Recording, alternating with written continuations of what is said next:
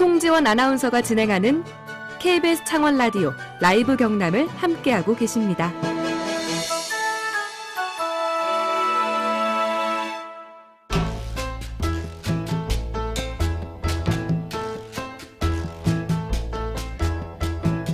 지역에서 발견하는 세상 이야기를 함께 나눕니다. 김태훈의 썰. 지역 스토리텔링 연구소 김태훈 소장과 함께합니다. 소장님 안녕하세요. 네, 안녕하세요. 네, 소장님 오늘의 퀴즈 소개 한 번 더 해주실까요? 네, 카타르 월드컵의 우승국 아르헨티나의 축구 영웅이죠. 이번 대회에서 7경기 7골 도움 셋으로 엄청난 활약을 펼친 이 선수는 누구일까요? 1번 손흥민, 2번 호날두, 3번 메시, 4번 메주. 샵 2891로 보내시면 됩니다. 아르헨티나의 축구 영웅이라고 봐야 되겠죠. 자, 오늘은 어떤 썰을 풀어주시겠습니까? 예, 그 축구 얘기를 조금 한 번 더 해야 될 것 같습니다. 예. 그 지난 소장님 잠시만요. 월요일에, 소장님 네. 잠시만요. 샵 2891로 보내주시면 되겠습니다. 한 번 더 안내를 하고요. 자, 오늘은 어떤 썰 풀어주시겠어요?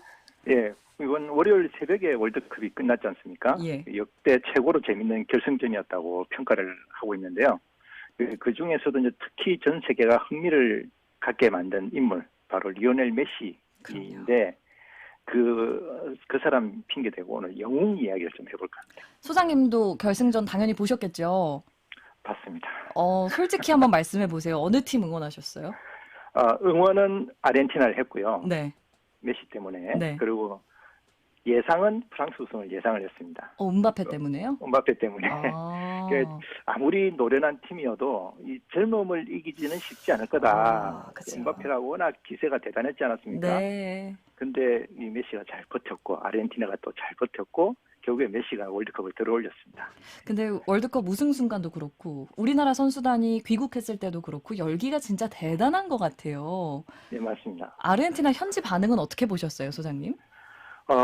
그 엄청난 인파가 모였더라고요. 그 오빌리스크 광장인가요? 맞아요. 거기에 막 400만 명이 모였다고 그러던데, 일단 그 대통령이 공휴일을 지정을 했죠.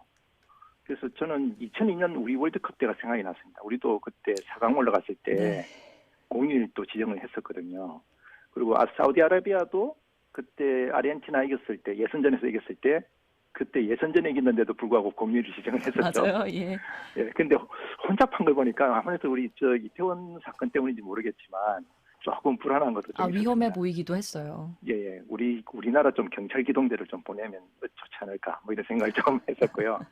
근데 또 워낙 또 축구 좋아하는 나라니까 그 정도 또 좋아하는 거는 또 열정적인 나라 아닙니까? 탱고의 나라. 그렇죠? 근데 또 한편으로는 지금 아르헨티나 경제가 또 워낙 안 좋잖아요. 네. 전 세계에서 인플레이션이 가장 심한 나라이기도 하고, 그 때문에 또 가난한 사람들이 너무 많이 늘어나고 있다고 그런 뉴스를 많이 봤는데, 그런 어떤 우울한 현실 속에서 이번 우승이 굉장히 큰 선물이 되지 않았을까. 맞아요. 그래서 이제 부러운 반, 또 안쓰러운 반, 뭐 이런 좀 정서가 있었습니다. 근데 보통 유명인이나 슈퍼스타 같은 경우는 팬이 많은 만큼 그에 대한 뭐 반대급부로 안티팬도 많잖아요. 맞습니다. 근데 아르헨티나의 축구 영웅인 메시는 안티팬 거의 없고 우리나라에서도 팬층이 되게 두터운 것 같더라고요. 예, 이상하게도 그 안티팬이 거의 없는 그렇죠. 굉장히 예외적인 경우인데요. 이 메시를 아마 어릴 때부터 봐서 그런 게 아닌가 싶어요. 제 생각에는. 아하. 어릴 때부터 워낙 공을 잘 차서 유명했고, 그리고 이제 유소년 바르셀로나라고 하는 아주 명문 구단의 유소년 팀에 이제 데리고 갔고, 거기서 성장을 하면서 10대 때 국가대표가 되고 또 바르셀로나 팀의 또 주전 선수로 발탁이 되고, 네. 그런 전 세계 축구 팬들이 성장 과정을 지켜보면서 좀 그런 어떤 그 감정이입이 되지 않았나. 그리고 또 이 메시가 또 콤플렉스가 있었잖아요. 뭐 신분적으로는 노동자 집안, 되게 가난한 집안의 아들이었고, 또 신체적으로는 성장 호르몬 결핍이라고 하는 네. 장애를 갖고 있었고, 그리고 또 이 집안이 이탈리아에서 이민을 간 집안이래요. 그래서 국적이 이탈리아 국적도 가지고 있고, 또 바르셀로나에서 또 어릴 때 자란 것 때문에 스페인 국적도 가지고 있고, 네. 아르헨티나 국적도 가지고 있기 때문에 어느 나라 대표 선수로 가도 문제가 없답니다. 그런데 본인이 아르헨티나를 선택을 선택한 했잖아요. 거예요? 예, 그러니까 아르헨티나 국민들이 안 좋아할 수가 없겠죠. 열광할 수밖에 없겠네요. 예, 그럼에도 불구하고 또 이렇게 사랑을 받으려면 또 이렇게 굴곡이 있어야 되지 않습니까? 이 메시가 모든 걸 다 가지고 있었는데 단 하나 가지지 못했던 게 국가대표로서 타이틀을 갖지 못했다는 거였거든요. 네. 그때 이제 가장 인상 깊었던 대회가 2016년도에 남미의 월드컵이라고 하는 코파 아메리카 대회가 있습니다. 거기서 이제 결승전에 올랐는데 비겨가지고 승부차기를 했거든요. 네. 근데 첫 번째 주자로 나와서 그때 메시가 실축을 합니다. 아, 못 넣었어요? 예, 못 넣어가지고 그때 너무 충격을 받아가지고 그때 메시가 너무 슬퍼 울면서 은퇴를 선언하거든요. 국가대표 은퇴를. 네.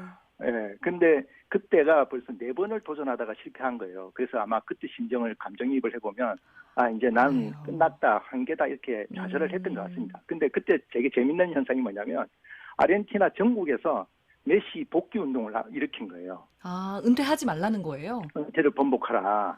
심지어 어떤 장면이 되게 인상 깊었냐면 네. 그 공항에 가면 입출국 그 전광판이 뜨지 않습니까? 뭐 네. 딜레이 됐다 뭐 이런 식으로 거기 모든 전광판에다가 글자가 새겨진 거예요. 가지마 리오, 우리 용서해줘.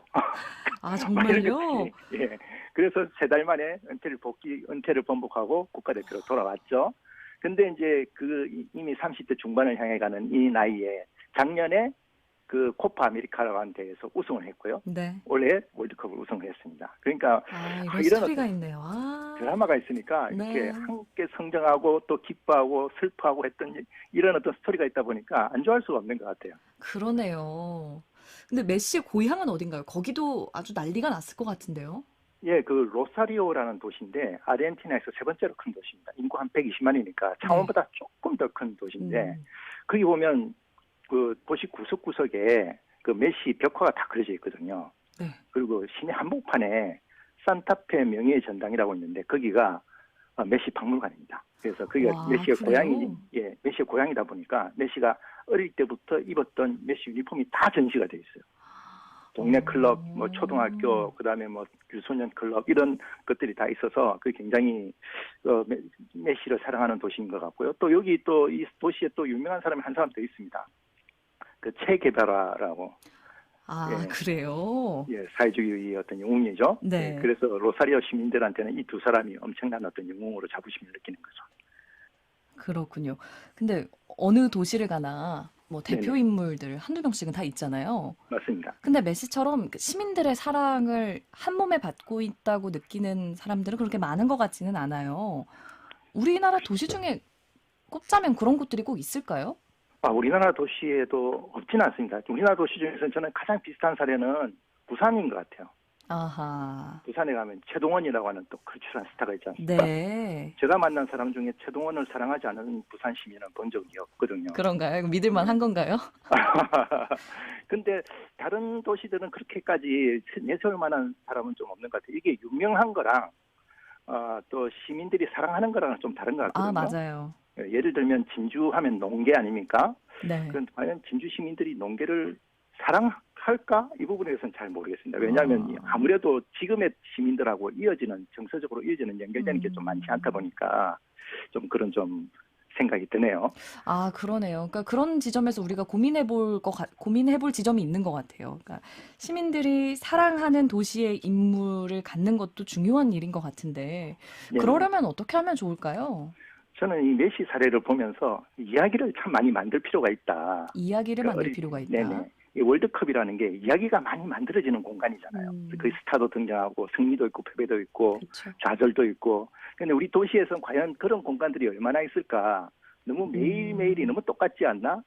그 중간중간에 어떤 이런 스타가 주목받을 수 있고 또 뭔가에 도전하는 어떤 그런 기회가 만들어지고 뭐 이런 좀 기회라든지 장소라든지 이벤트라든지 이런 걸 만들어서 거기서 조그마한 스타가 나오더라도 이제 그것들을 더 큰 이야기로 또 인도를 하고 거기서 만들어진 이야기를 축적을 하고 그러면서 좀 이야기를 쌓아 나간다면 네. 한 10년, 20년 뒤에는 우리 도시에서도 그 사람 몰라? 그러면 그 사람은 우리를 대변하는 것 같아.